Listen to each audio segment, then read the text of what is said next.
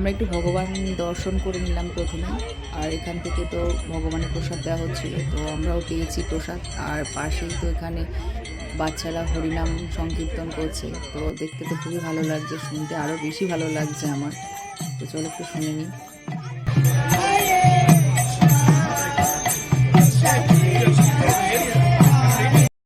আমরা মেলার মধ্যে চলে এসেছি। তো এবার বলি যে আজকে আমরা যে মেলাতে এসেছি, এই মেলাটা হচ্ছে আনন্দ মেলা।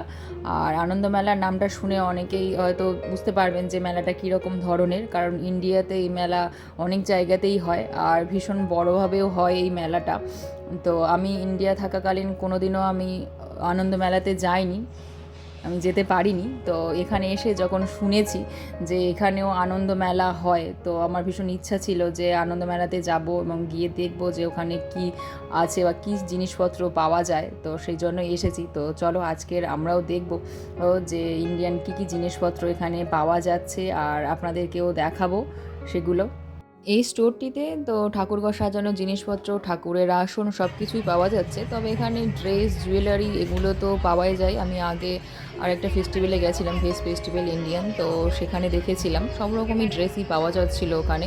তবে এখানে এসে আমার আরও একটা জিনিস খুবই ভালো লেগেছে, এখানের মানুষজন, এত ইন্ডিয়ান মানুষজন এসেছে যে আমার মনে হচ্ছে না যে আমি বাইরের দেশে রয়েছি, মনে হচ্ছে ইন্ডিয়াতেই রয়েছি।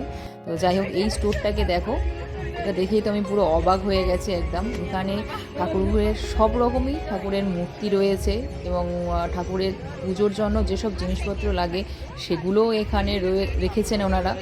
আর এখানে তো আরও কিছু রেখেছেন যেগুলো মাটির তৈরি জিনিসপত্রগুলো হয়, সেরকমও কিছু মূর্তিও রয়েছে, এমনি সাজানোর জিনিসপত্রও রেখেছেন।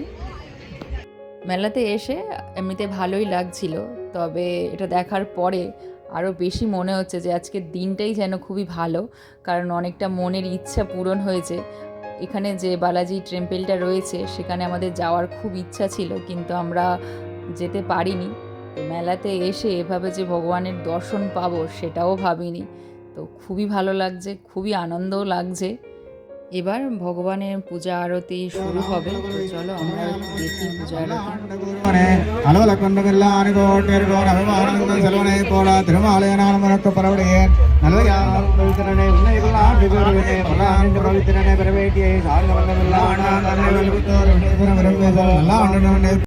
একে দেখে তো আমার পুরো বাড়ির কথা মনে পড়ছিল, কারণ আমাদের বাড়িতেও এরকমই ছিল গরু। তো ওকে আমিও একটু আদর করছিলাম। এখানে কালচারাল প্রোগ্রাম চলছে, বাচ্চারা খুব সুন্দর নাচছে। हे पृथ्वी माता, सारे विश्व में तुम जैसा क्षमाशील कोई नहीं। तुम्हारी धरती पर साधु भी विचरते हैं और महापापी भी अपने क्रूर चरण धरती पर रखकर चलते हैं। कुछ लोग এত মানুষ এসেছে, আমি এখানে যতবারই আসি বসে যে একটু প্রোগ্রাম দেখব, ততবারই এখান থেকে আমি ফিরে যাই, দাঁড়িয়ে দাঁড়িয়ে কিছুক্ষণ দেখি, দেখে আবার চলে যাই। বসার জায়গাই পাচ্ছিলাম না। এখানে আবার ফ্যাশন শো শুরু হয়ে গেছে।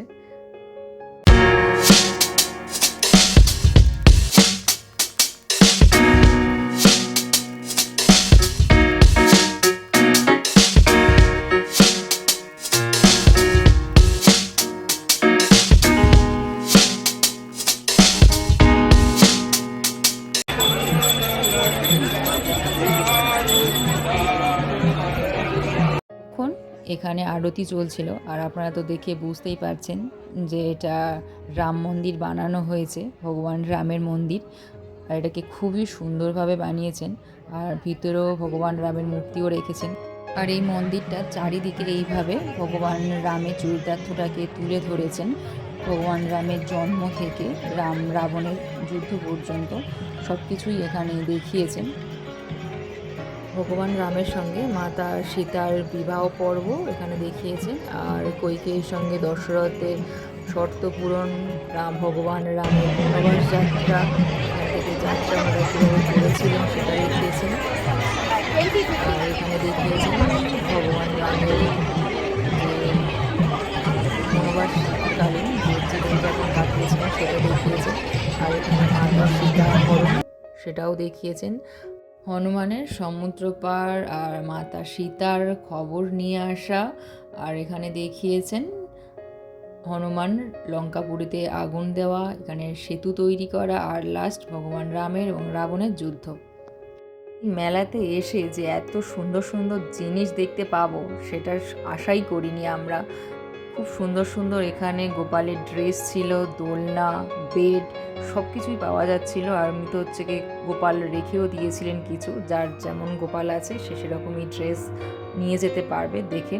আর এখানেও তো প্রচুর গোপালের ড্রেস রয়েছে। এই স্টোরটাতে আমি কিছু জিনিস নিয়েছি এখান থেকে, যেগুলো তোমাদেরকে দেখাই। এখান থেকে আমি একটা গোপালের মূর্তি নিয়েছি আর একটা তুলসী গাছও নিয়েছি। আপনাদেরকে সেটা পরে একদিন দেখাবো ব্লগে। এখানে তুলসী মালাও পাওয়া যাচ্ছিল। ওনারা চুলায় তৈরি রুটি বিক্রি করছেন, দুটো উনুন বানিয়েছেন, সেখানে রুটি তৈরি করছেন, করে বিক্রি করছেন। তো রুটির সঙ্গে ওনারা ঘি মাখিয়ে দিচ্ছেন। আর এখানে ওনারা এই যে প্রসেসটা করেছেন, এটাকে ওনারা দেখানোর চেষ্টা করেছেন যে মাখন কিভাবে তৈরি হয়।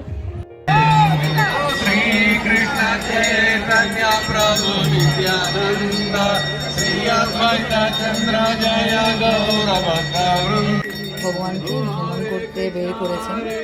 আমরা তো এতক্ষণ মেলা ঘুরলাম, তো এবার ভগবানের সঙ্গেও একটু ঘুরে নিই মেলাতে।